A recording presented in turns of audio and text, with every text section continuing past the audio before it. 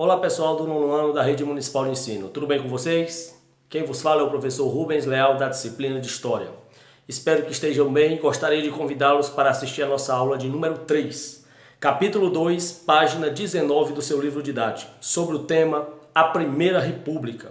Vamos iniciar então?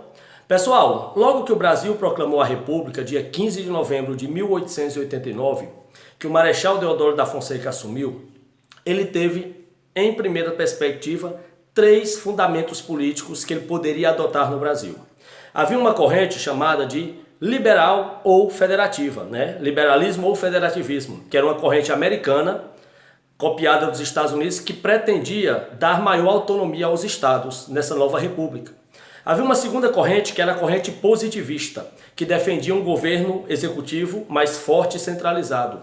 E havia uma terceira corrente, que era a corrente jacobinista, que propunha amplas reformas na nova estrutura republicana do Brasil, dentre as quais a reforma agrária.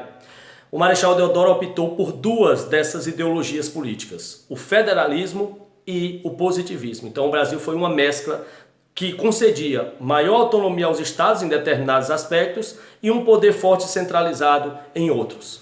A partir de então, veio o Marechal Floriano Peixoto e, finalizando a República da Espada, a República dos Militares, em 1894 houve a República Oligárquica do Café com Leite, que teve início com a eleição do primeiro presidente civil, o paulista Prudente de Moraes. Ali começava uma oligarquia que se perpetuaria no poder entre 1894 e 1930 e só seria banida pela Era Vargas, mas isso é um assunto para as próximas aulas. O fato é que essa oligarquia, que governou o Brasil de 1894 a 1930, era uma oligarquia representada por 2 grupos políticos: os paulistas, do Partido Republicano Paulista, o PRP, e os mineiros, do Partido Republicano Mineiro, o PRM.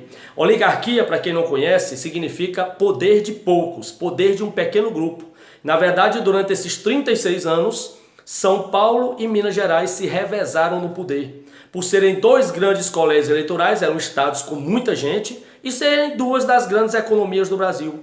Essa república oligárquica de paulistas e mineiros ficou conhecida como República do Café com Leite. Haja visto que São Paulo, na época, era o maior produtor de café e Minas Gerais, o maior produtor de leite do Brasil. Esse revezamento, esse acordo político, ele era pautado também no coronelismo. O coronelismo foi um fenômeno político que ocorreu na República Brasileira, em sua fase inicial, que representava chefes políticos locais que manipulavam o voto daquelas pessoas.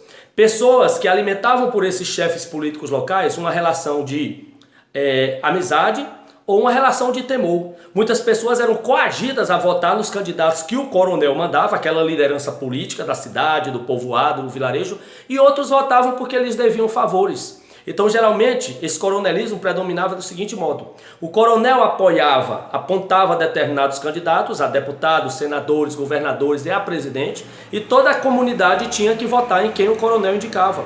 Essa era a prática do coronelismo. Repito, o povo acompanhava, muitos porque deviam favores aos coronéis, aqueles líderes, outros porque temiam. Esses coronéis geralmente eles tinham jagunços que ameaçavam a população, coagiam. E o que facilitava essa coação é que o voto era aberto. O voto não era um voto secreto como é hoje. Como o voto era aberto, ele era facilmente manipulado, porque o coronel colocava seus jagunços para acompanhar os eleitores até as sessões de votação. E lá o eleitor tinha que dizer, tinha que declarar o seu voto. Era em aberto, então era mais fácil controlar e obrigar a população a votar em quem o coronel determinasse. Outra prática política comum nessa primeira república do Brasil foi o voto de cabresto, que tem tudo a ver com o coronelismo. Na verdade, como eu disse, o voto de cabresto é um instrumento que se coloca em animais, em cavalos, em burros, em jumentos, para puxá-los, uma rédea que coloca sobre a cabeça para puxar para onde você quer, ele vai lhe acompanhar. Você puxa ali no cabresto com a corda, e o voto de cabresto foi dado justamente porque o povo ele não era livre. Ele votava em quem o jagunço indicado pelo coronel indicava. Então você tinha que votar não por sua liberdade, mas por indicação do coronel. Era o voto de cabresto. Outra coisa, as eleições eram extremamente fraudadas no início da República. Elas ficaram conhecidas como eleições bico de pena. Por quê? Como haviam muitas fraudes no processo eleitoral, trocas de urnas, urnas que você abria só tinha voto para um candidato, então ali era claramente fraudada. Como haviam muitas fraudes no processo eleitoral no início da República do Brasil, os candidatos que perdiam as eleições, geralmente eles recorriam à justiça comum.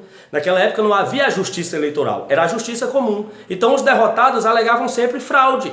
Só que a justiça comum, no bico de pena, na canetada, negava esses pedidos. Então era mantido o resultado das eleições, muito embora havia evidências claras de que elas tinham sido fraudadas. São Paulo e Minas geralmente manipulavam muito os resultados das eleições em todos os estados para que eles sempre ganhassem essas eleições.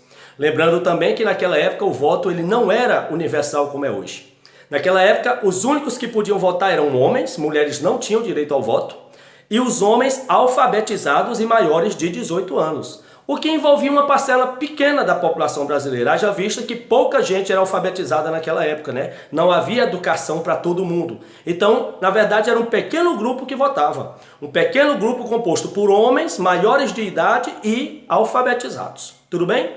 Outra coisa que é interessante tratar desse período da Primeira República é a política dos governadores. A troca de favores que existiam entre os presidentes e os governadores locais, onde o presidente ficava enviando dinheiro, verbas e obras para os estados, favorecendo os governadores, mas em troca ele exigia o apoio quando ele lançasse seu candidato no final do seu mandato. Então era o toma lá da cá, a troca de favores, a política dos governadores. Eu repito, o presidente ficava os 4 anos do seu mandato enviando verbas para os governadores e obras. E em troca ele queria fidelidade. Quando terminasse o seu mandato, que ele indicasse o seu sucessor, aqueles governadores eram obrigados a apoiar o candidato lançado pelo presidente. O toma lá da cá, a política dos governadores.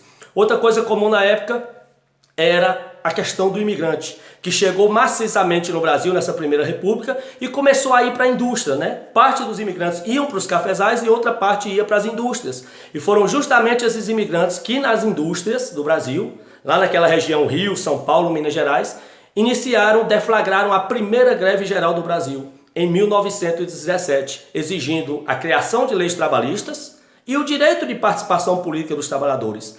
Na época, o então presidente Venceslau Braz não atendeu às reivindicações do movimento grevista e mandou a polícia massacrar o movimento. Era a frase corriqueira de Venceslau Braz. Ele dizia sempre assim, o presidente, na época das greves: questão trabalhista é questão de polícia. Então, ao invés dele tratar com os trabalhadores, de amparar os trabalhadores, ele botava a polícia para reprimir os movimentos grevistas. E para nós finalizarmos, outra característica muito importante da Primeira República é o processo de modernização da capital, na época o Rio de Janeiro. No início do século XX, o presidente Rodrigues Alves criou uma reforma, a reforma Pereira Passos, para modernizar o Rio de Janeiro. Houve uma reforma urbanística para dar à capital do Brasil um ar de modernidade, já que a capital estava há meio século sem nenhum processo de modernização. Então o centro da cidade foi revigorado numa aliança entre o presidente Rodrigues Alves e o prefeito do Rio de Janeiro, Pereira Passos. Daí o nome Reforma Pereira Passos, uma reforma urbanística ocorrida na capital federal, o Rio de Janeiro. Então aqui nós encerramos a nossa aula. Na próxima semana nós continuaremos a República Oligárquica tratando dos movimentos revolucionários do período. Um forte abraço, espero que tenham gostado e até a próxima.